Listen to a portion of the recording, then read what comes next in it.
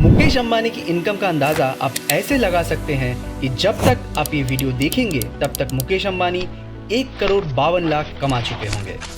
जी हाँ, सिर्फ 10 मिनट में करीब 2 करोड़ रुपए।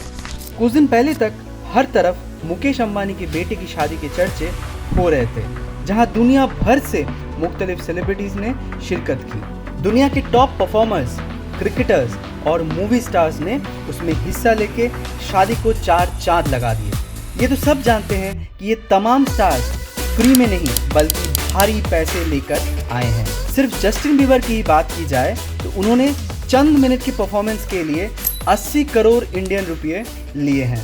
अब यहाँ पर हर एक के जहन में ये सवाल आता है कि मुकेश अंबानी एशिया के सबसे अमीर आदमी तो हैं, लेकिन इन्होंने इतना सारा पैसा कमाया कैसे?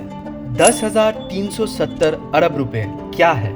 इनकी कमाई का असल जरिया जो इनको पूरे एशिया का अमीर इंसान बनाता है। और सबसे बढ़कर जब एक भाई सोने के पानी से नहा रहा है तो वहीं दूसरे भाई का दिवाला क्यों निकला हुआ है? आइए देखते हैं मुकेश अंबानी की सक्सेस स्टोरी की कुछ झलकियां। अगर आप इंडिया में रहते हैं तो चाहते हुए भी कोई ऐसा दिन नहीं गुजर सकता है जिसमें आप मुकेश अंबानी को कोई प्रॉफिट ना दे। टेलीकॉम सेक्टर हो, पेट्रोलियम हो, क्रिकेट या रिटेल सेक्टर, मुकेश अंबानी की रिलायंस इंडस्ट्रीज हर जगह फैली हुई है और आपका दिन में मुकेश अंबानी के किसी न किसी बिजनेस से वास्ता पड़ता ही रहता है। इस सब की शुरुआत मुकेश अंबानी ने खुद नहीं किया, बल्कि उनके पिताजी धीरूभाई अंबानी ने की थी। 1950 में धीरूभाई अंबानी गुजरात से एक अच्छी जॉब के लिए यमन चले गए। उन्होंने 8 सालों तक इंपोर्ट एक्सपोर्ट का एक कारोबार में क्लर्क की नौकरी की और इस कारोबार को करीब से समझने की कोशिश की। 8 सालों के बाद 1958 में वो वापस इंडिया आए और इसी बार उनके पास एक बिजनेस आइडिया मौजूद था। उन्होंने ट्रेडिंग बिजनेस शुरू किया जिसे आरसीसी कमर्शियल कॉरपोरेशन का नाम दिया गया। शुरुआत में ये आरसीसी कंपनी सिर्फ स्पाइसेस यानी मसालों का ट्रेडिंग में इन्वॉल्व थी। वो इंडिया से मसाले खरीदकर उनको मिडिल ईस्ट एंड अफ्रीका में एक्सपोर्ट करते थे, लेकिन धीरूभाई कुछ और भी करना चाहते थे। उन्होंने सोचा कि इंपोर्ट एक्सपोर्ट तो चल ही रही है, अब क्यों ना मैन्युफैक्चरिंग बिजनेस में कदम रखा जाए। 1966 में उन्होंने रिलायंस टेक्सटाइल्स के नाम से एक नई कंपनी लॉन्च कर दी। उस वक्त कॉटन पर इंडियन सरकार की तरफ से काफ़ी सख्ती थी, जिसकी वजह से पूरी इंडियन टेक्सटाइल इंडस्ट्री में बवाल मचा हुआ था। इसी दौरान धीरूभाई अंबानी ने कॉटन के बजाय सिंथेटिक टेक्सटाइल्स का इस्तेमाल शुरू कर दिया, यानी केमिकल प्रोसेस के जरिए कपड़े बनाए जाने लगे, जिससे न सिर्फ वो सरकार की पॉलिसी से बच गए बल्कि कपड़े सस्ते होने की वजह से मार्केट में ज़्यादा फेमस भी हो रहे थे। धीरे धीरे रिलायंस 1987 में क्रिकेट वर्ल्ड कप का टाइटल स्पॉन्सर भी बन गया। रिलायंस के लिए एक चैलेंज ये भी था कि धीरूभाई अंबानी को टेक्सटाइल इंडस्ट्री चलाने के लिए पेट्रोकेमिकल्स दूसरे इंडस्ट्री से खरीदने पड़ते थे। इसीलिए उन्होंने अपना पेट्रोकेमिकल बिजनेस स्टार्ट करने का इरादा कर लिया। जब 1986 में धीरूभाई अंबानी बीमार हुए तो उनके दोनों बेटे अनिल और मुकेश अंबानी बिजनेस में उनकी मदद करने लगे। मगर 2002 में जब धीरूभाई की मौत हुई तो एक नया डिस्प्यूट सामने आ गया। अपनी मौत से पहले धीरूभाई अंबानी ने अपने जायदाद के बंटवारे के बारे में कुछ नहीं बताया था, तो अब उनके जाने के बाद रिलायंस इंडस्ट्रीज़ का कंट्रोल कौन संभालेगा?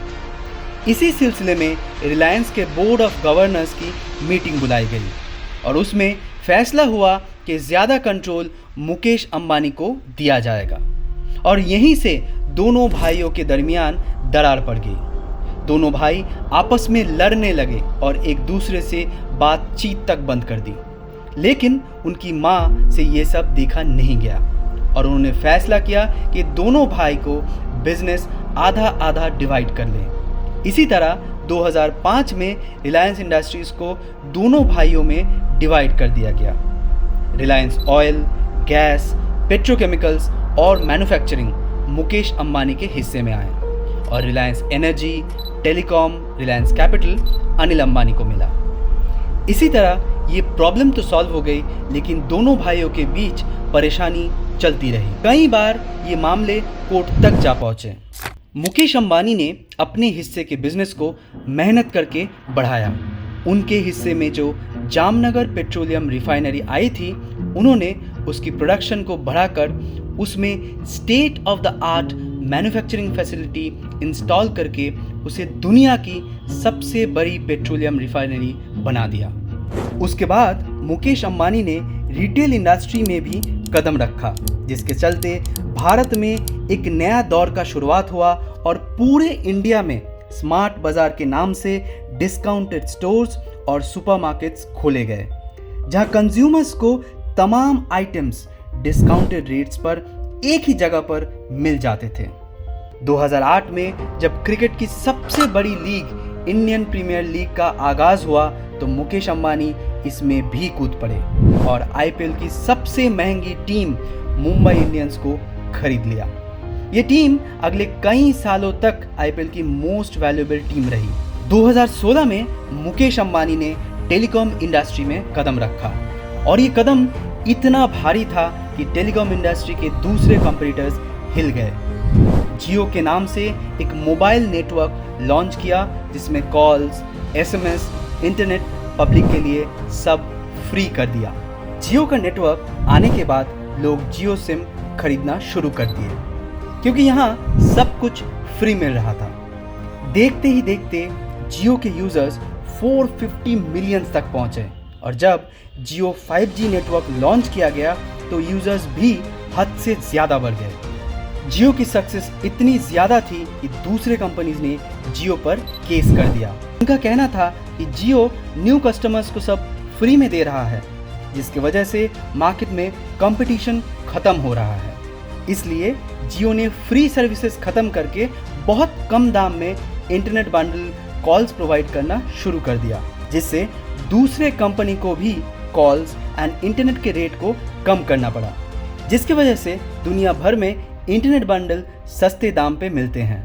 2024 में मुकेश अंबानी ने इंडिया की सबसे बड़ी मीडिया कंपनी बनाने का भी अनाउंसमेंट कर दिया, जिसके लिए उन्होंने अमेरिकन एंटरटेनमेंट जायंट डिज्नी के साथ $8.5 बिलियन का कॉन्ट्रैक्ट साइन कर दिया। और इसी तरह पूरे भारत में हर सेक्टर पर किसी न किसी तरह मुकेश अंबानी का असर ज़रूर होता है। आज मुकेश अंबानी का नेटवर्थ $122 बिलियन से भी ज़्यादा है, जो कि 10,370 अरब इंडियन रुपए के बराबर है। इस हिसाब से ये दुनिया के 11th रिचेस्ट पर्सन है।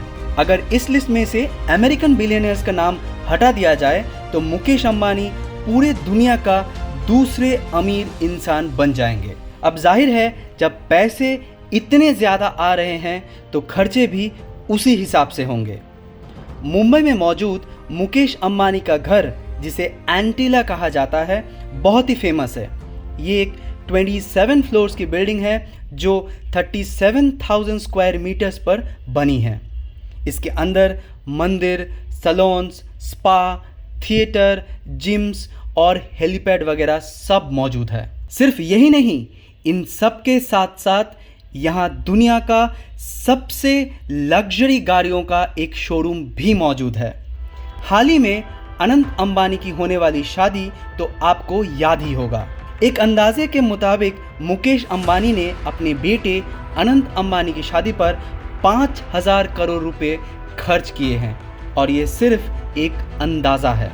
एक तरफ मुकेश अंबानी के पास तो पैसे की कोई कमी नहीं है, लेकिन दूसरी तरफ इनके छोटे भाई अनिल अंबानी हैं, जिनको अपने पिताजी के जायदाद का आधा हिस्सा ही मिला, लेकिन आज उनका दिवालिया निकला हुआ है। एक्सपर्ट्स का मानना है कि अनिल अंबानी ने तेज़ी से तरक्की पाने वाली स्ट्रैटेजी अपनाई, जिसमें मुख्तलिफ सेक्टर्स में वो एक साथ तेज़ी से आगे बढ़ना चाहते थे। इस स्ट्रैटेजी की वजह से उनके खर्च बढ़ गए, लेकिन जितना खर्चा हुआ उतना प्रॉफिट नहीं आ पाया। दूसरा रीज़न ये था कि अनिल अंबानी का ग्रुप इंडस्ट्री के मंजे हुए खिलाड़ियों से टक्कर ले रहा था।